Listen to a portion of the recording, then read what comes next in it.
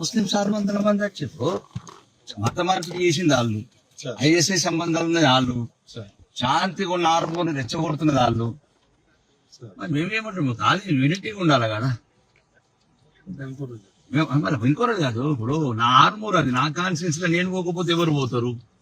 రేవంత్ రెడ్డిని రమ్మను. ఇప్పుడు మేమేమంటలేము, అక్కడ మత మార్పిడి చేసింది వాళ్ళు. ఎందుకు అవసరం? మేమేమైనా హనుమాన్ చాలీసాలు చదువుతున్నాం? మా పిల్లలకు, హిందూ పిల్లలకు నమాజులు నేర్పేయడం ఎందుకు? మతం మార్పిడి ఇదే అడుగుతున్నాను తప్ప మాకేముంటదండి? చెప్పండి, మాకేముంటది? ఈ రకంగా ప్రివెంట్ అరెస్ట్ చేసుడు అంటే దీంట్లో ఇప్పుడు మొత్తం హిందువులను ఐక్యత ఉంచారు. హిందువులకు ఏదైనా నష్టం, చిన్నదానికి ఇల్లు గారులు పెడితే రాడు, కానిస్టేబుల్ ప్రమోదం చంపుతూ రాడు, ఎక్సైజ్ కానిస్టేబుల్ నవ్యన్ బండి ఎక్కితే రాడు. మరి ఎవరు హిందువుల గురించి ఉన్నాడు? ఈ దేశమే పడితే అసలు మేమేమంటున్నాం చేయగారు, మేమేమంటున్నాం కాలి శాంతియుతంగా ర్యాలీ అక్కడ రండి. ఏమైనా ఏమంటుండండి, 100 మంది పోలీసులు ఉండండి. అట్లా కదా ఇప్పుడు చేయగారు. నేను ఏమంటున్నాను, ఏం అసలు మాకు ఈ దేశంలో ఏమున్నది మాకు రక్షణ? మేమేమంటలేం కదా. దయచేసి పిల్లలని లేదా ఎందుకు నేర్పుతున్నారు మాకు? మేమేమన్నా మసీదులకి వచ్చి, మద్రసాలకు వచ్చి హనుమాన్ చాలీసా నేర్పుతున్నామా? ముస్లింలకు చెప్పండి, నేర్పినామా? చెప్పండి. లేకపోతే గాయత్రి మంత్రాలు నేర్పినామా? అంటే మా పిల్లలకు తల్లిదండ్రులకు సంబంధం లేకుండా నమాజ్ నేర్పుడు ఏంటని నేను అంటున్నా. మీ బతుకులు మీరు బతకండి, మా బతుకులు మేము బతుకుతాం. మీరు చెప్పండి. ఇప్పుడు మేము ఏదైనా మద్రాసాలకు వెళ్ళి లేదా మసీదులకు వెళ్ళి హనుమాన్ చాలీసా నేర్పినమా? లేదు గాయత్రి మంత్రాలు నేర్పినమా? మా స్కూళ్ళకి వచ్చి మా పిల్లలకు తల్లిదండ్రులకు తెలకుండా ఉర్దూ నేర్పడం ఏంది, నమాజ్ నేర్పడం ఏంది? ఇదంతా కొత్తగా ఉన్నది. ఇదొకటి మత మార్పిడి.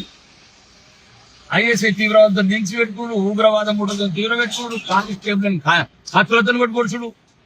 ఇప్పుడు ఎవరు కానిస్టేబుల్ ప్రమోదం చంపింది ఎవరు? కానిస్టేబుల్ చంపినోడు సావుకు 5,000 మంది ఎట్లా పోతారు తీవ్రవాదులు? కానిస్టేబుల్ ప్రమోదని కడుపుల కత్తి పెట్టి పొడిచినోడు. మీకు యూనిఫామ్ లేదు, మీరు చంపుతున్నారు మీ యూనిఫామ్లని. 20 ఏళ్ళ బిడ్డను చంపిన నవ్యని కానిస్టేబుల్ యూనిఫామ్ వేసుకుని చంపుతారా మీరు? ముస్లింస్ అయితే చంపచ్చు, బుద్ధచ్చు, ఏమన్నా చేయగారు.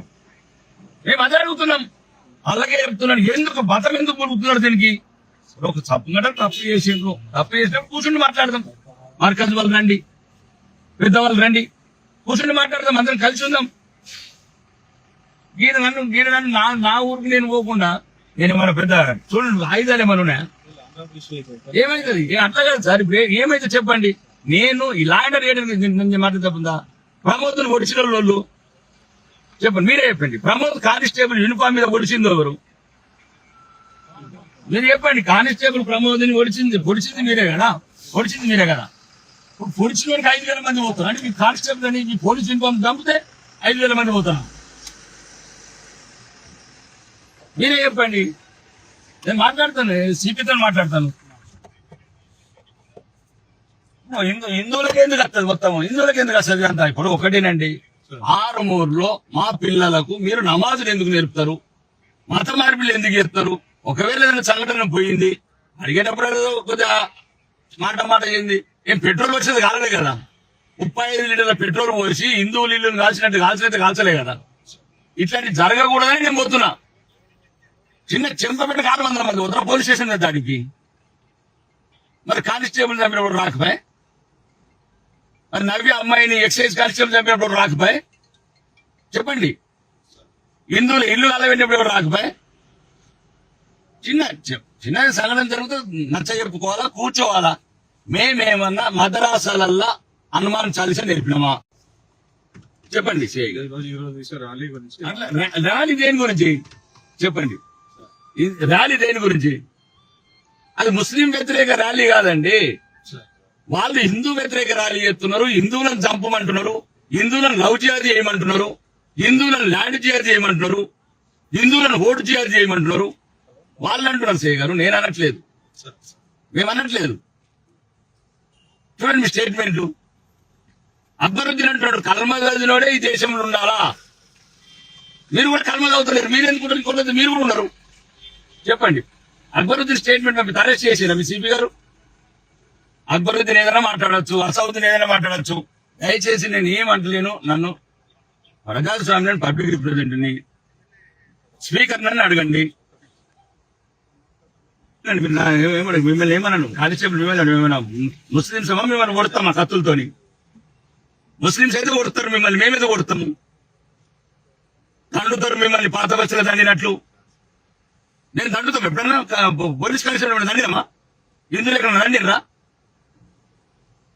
ఎమ్మెల్యేలు దండుతారు మిమ్మల్ని, తిడతారు మిమ్మల్ని.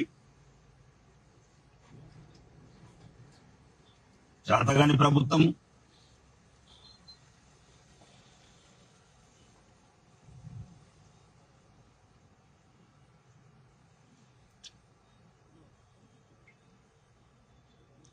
అదే అండి.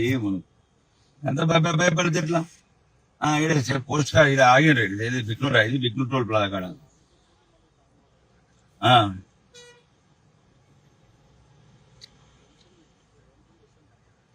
మీరు ఎరకడకుండా వండి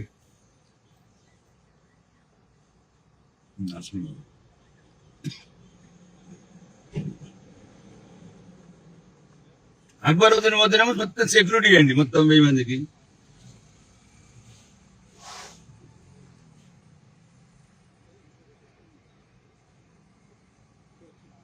కారణం కలిగిస్తారు వాళ్ళు.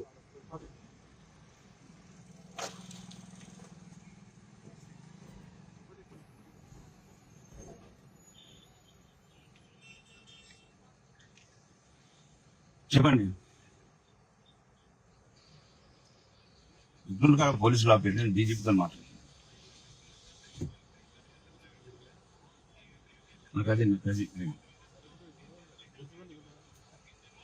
మీరు ఎన్కౌంటర్లు చేస్తారా హిందువులని? జమ్మూ కాశ్మీర్ లో చంపారు కదా హిందువులు, పోలీసు వాళ్ళు అట్లా చంపుతారేమో నచ్చదు. నేను ఏంటి పోతున్నా అసలు నాకు అర్థం కావట్లేదు. దేనికి అవుతుంది?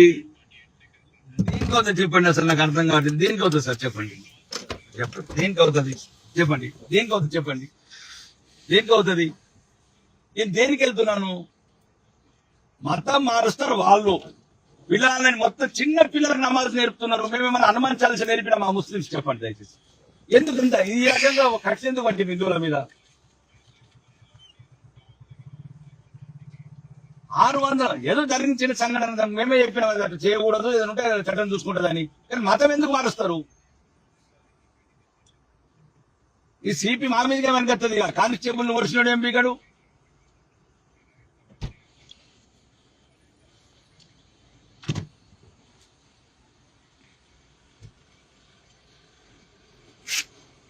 మీరెక్కడ ఇక్కడ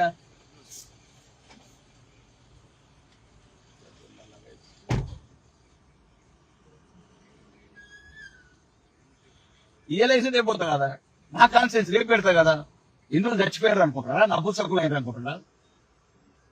82% దిస్ అవర్ కంట్రీ, మా దేశం, మా ధర్మం. మేము పాకిస్తాన్ లో పోయి అనుమానించాల్సి చెప్తున్నాం ముస్లిం మాద్రాసాలల్లా. ఈ దేశం ఎప్పటికైనా మాదేనండి, ఎవ్వడు ఆపలేడు. ఆడొకరు ఇడొకరు పుడుతూనే ఉన్నాము.